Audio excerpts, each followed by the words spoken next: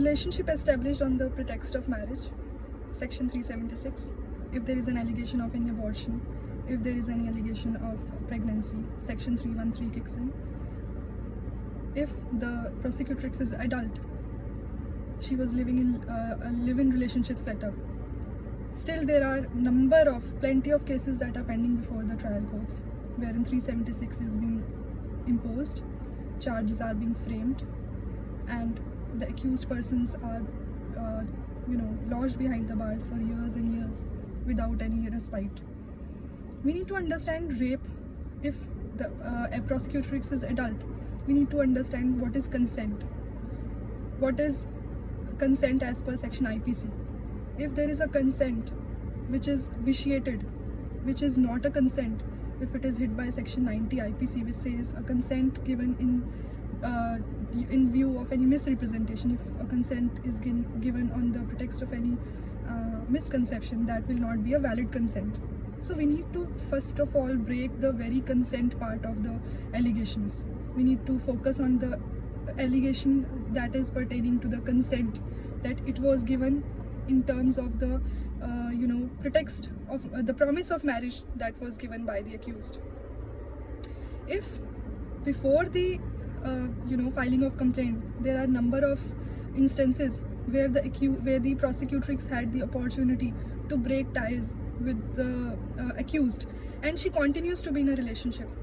That is one very vital aspect which needs to be argued before the court, that the lady, there are a number of judgments by the Honorable High Courts as well, wherein it is said that a lady who is an adult, she is presumed to know the consequences of being in a relationship with a man, and that too going to an extent of establishing sexual relationships with a man. So we need to highlight the fact that the consent was not vitiated, the consent was not given on any misrepresentation, it was out of love, it was out of emotion. And if the relationship has turned sour today, if the relationship has not gone the way it has been expected by both the parties, and they are not able to continue with the relationship, that should not amount to the allegations of rape to wreak vengeance.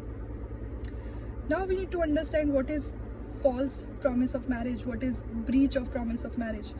If the promise of marriage made by the accused is false, that would mean that it was false from the very date, from the very inception of the relationship.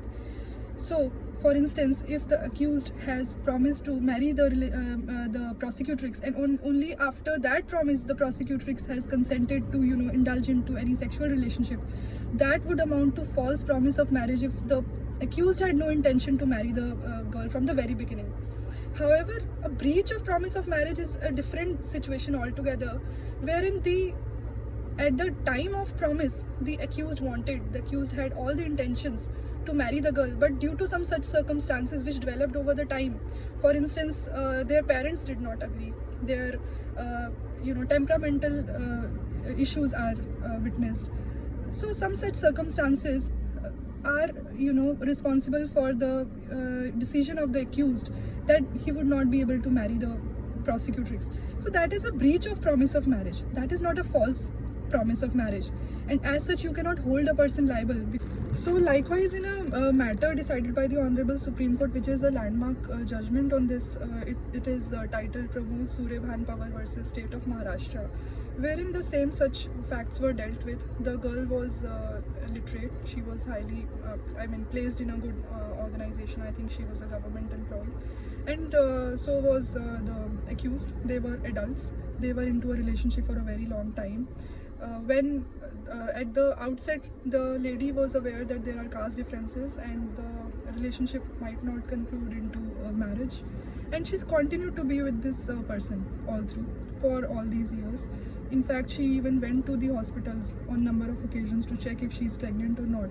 So it was held that the lady who is aware of the consequences of her act, being into a sexual relationship with a man, she cannot be said to be, she cannot shrug off from the responsibility completely that lies on her as well to be responsible enough for her decisions. So you cannot shoot on only on the accused for his part of the act.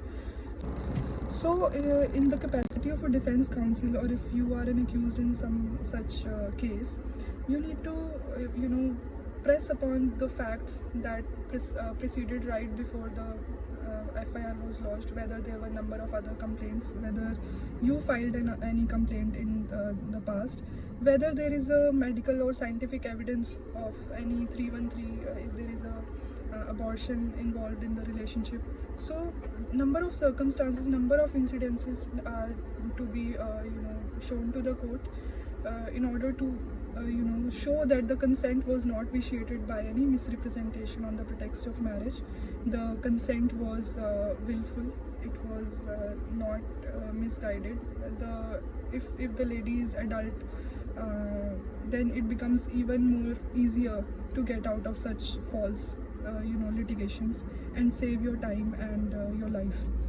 So all the best.